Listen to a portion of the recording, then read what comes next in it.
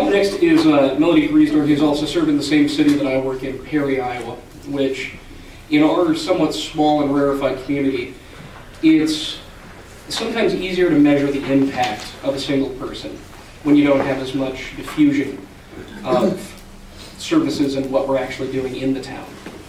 Now, currently a resident of Ames, Melody earned her Associates of Arts from Cotty College and a Bachelor's of General Studies with a concentration in Sociology, Women's Studies, and Addictive Disorders and Recoveries.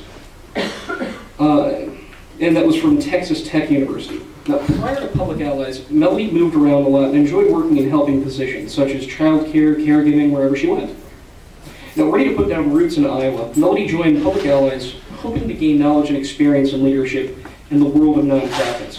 In her words, "I've always known that I wanted to spend my life working with others, most likely children, and helping them learn, grow, and have the ability to help themselves succeed. I feel Public Allies Iowa is helping give me the tools to make that desire a reality." At her placement, Melody has also worked to create a data-driven intervention to increase student achievement. And again, as the other ally in Perry, and frequently meeting with our mayor and city administrators and so forth, we've heard nothing but great things, and she has had a dramatic impact on that small community. So without further ado, Melody Griesdorf.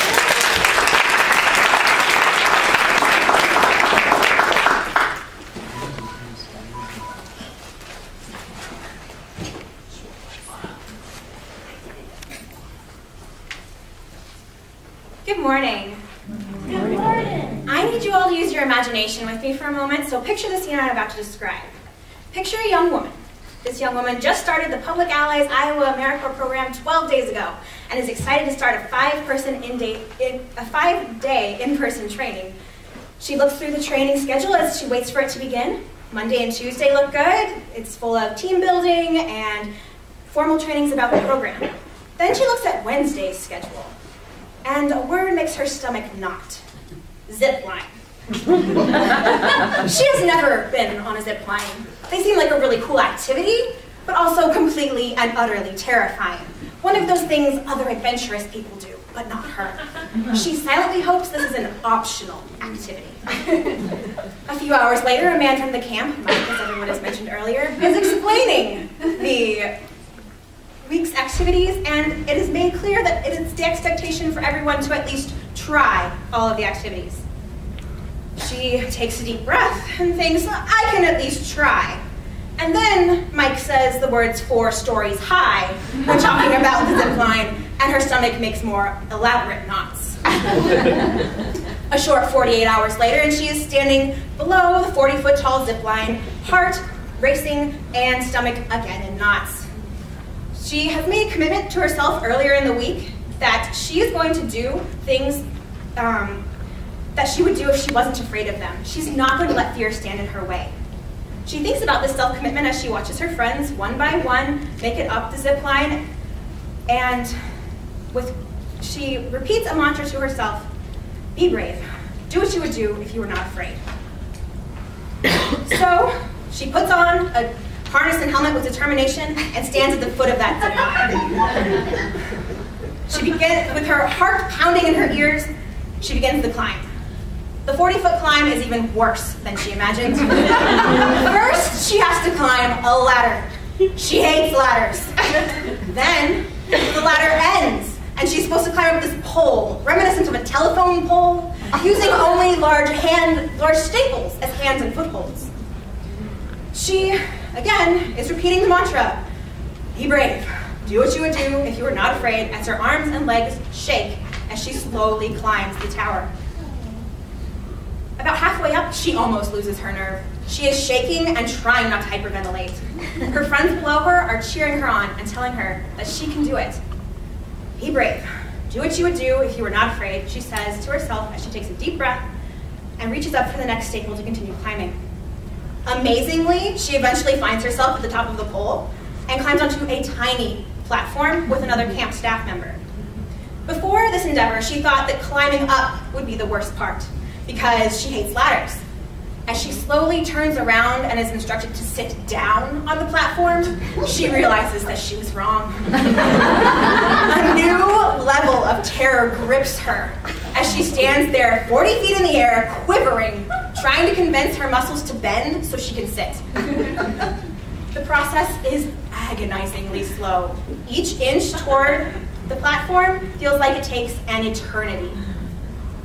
When she finally feels the backs of her legs against the wooden platform, she breathes a heavy sigh of relief, but then realizes it's not over yet. She still has to push herself off the platform and fly through the air. The friendly camp staff member up on the platform with her says that she's happy to give the young woman a push off if that would help. The young woman politely declines, thinking that if she is going to drop 40 feet to her death, she is at least going to control the moment she begins the descent. She takes a deep breath and repeats her mantra once more. Be brave. Do what you would do if you were not afraid, and pushes herself off the platform. For a heart-stopping moment, she feels like she is dropping toward the earth. And then she feels the jerk of the zip line catching her, and she is flying through the air. The next 6 seconds are exhilarating. She can feel that she is safely held by the harness, so although her heart is racing, she no longer feels she is going to die. And she is able to enjoy the beauty of the experience for a brief moment. And she's glad she had the courage to see it through, even if she's not sure she would ever have the desire to do it again. As you have probably guessed, that young woman was me, and I have pictures to prove it. And here I am on that telephone-like pole, almost to that tiny platform. And there I am, flying through the air. Public Allies Iowa AmeriCorps has given me many opportunities to do what I would do if I wasn't afraid and to be brave. And I am here today to talk about how each of us can make sure that our fears do not stand in the way of our dreams and desires. That we find the courage to act, even when fear is staring us in the face. We're not trying to get rid of the fear, we're just trying to recognize it and then decide whether or not to act anyway. In my life, I found this breaks down into 5 fairly simple steps. The first step is being able to recognize what you are feeling. Being able to realize that you're afraid of something. This may sound simple and obvious, but sometimes we do our best to convince ourselves that fear has nothing to do with the reason we're avoiding something. I might say, I just don't like sports.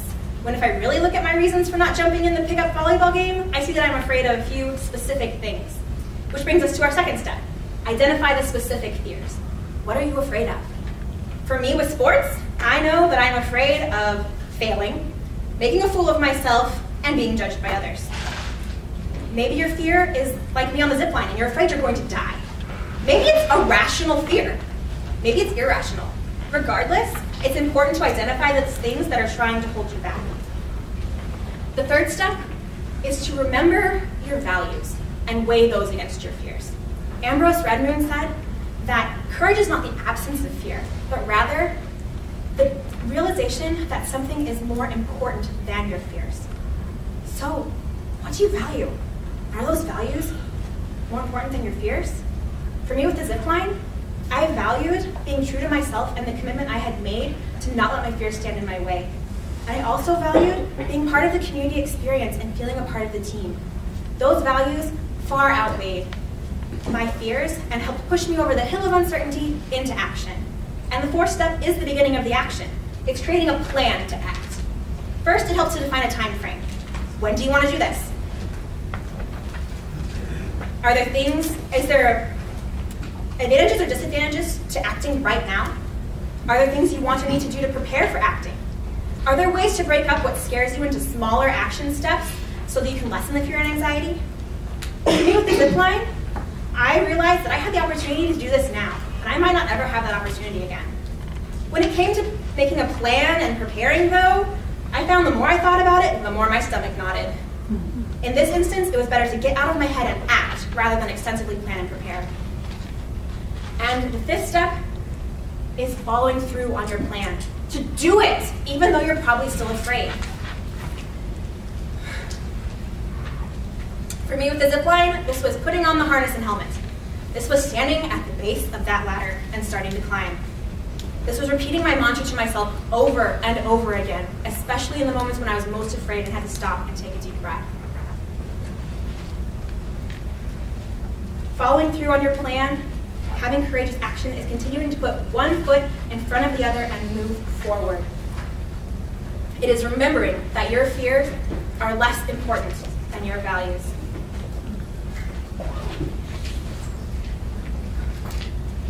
When I found out that I would get to do a presentation of learning, I knew that I wanted to sing. I love singing. I've been doing it my whole life. And even so, every time I think about singing a solo in front of people that I don't know, I feel afraid. I recognize that fear. And I can identify that I'm afraid of making mistakes, looking foolish, and being judged by others. When thinking about whether or not to sing, I go back to my values. I value being true to myself and doing what I love to do. I also value the unique sharing experience that happens when I put myself out there by singing and I'm vulnerable, and others can share in that experience with me and get to know me better. Unlike my experience with the zip line, singing as a part of this presentation definitely benefited from a well-thought-out plan. Choosing appropriate music that fit the time frame and that was meaningful, and practicing a lot of times ahead of time were definitely part of that plan. And in a few moments, I will take my fifth and final step toward courageous action in the face of fear, and I will start the music and sing for all of you. As I sing this piece, Climb Every Mountain from the Sound of Music, I want you to think about your dreams. What do you desire to do even though it scares you? These dreams can be personal or professional. Maybe your dream is to start a program for a population that you see as being overlooked, but you're afraid that you won't be able to get the support you need or that it'll fail. Maybe your dream is to share your knowledge and expertise with others through a training or seminar, but you're afraid of speaking in front of people, thinking that they will judge you. Think about your dream, whatever it is, and then, as I sing, think about how you can use the 5 steps we talked about today to climb the mountains of fear that try to stand in your way and to take courageous action and move forward to make your dreams a reality.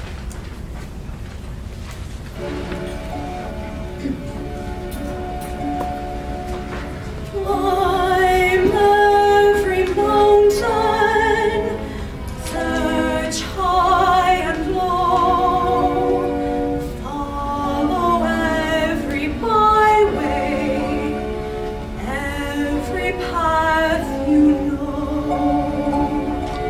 Climb every mountain, ford every stream, follow every rainbow, till you find your dream, a dream that will need all the love you can give,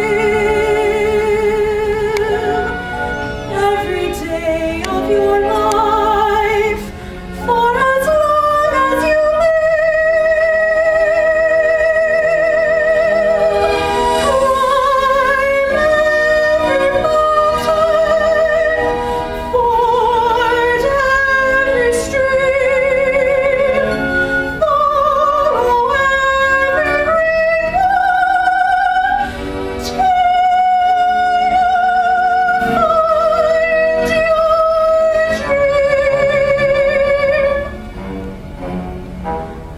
a dream that will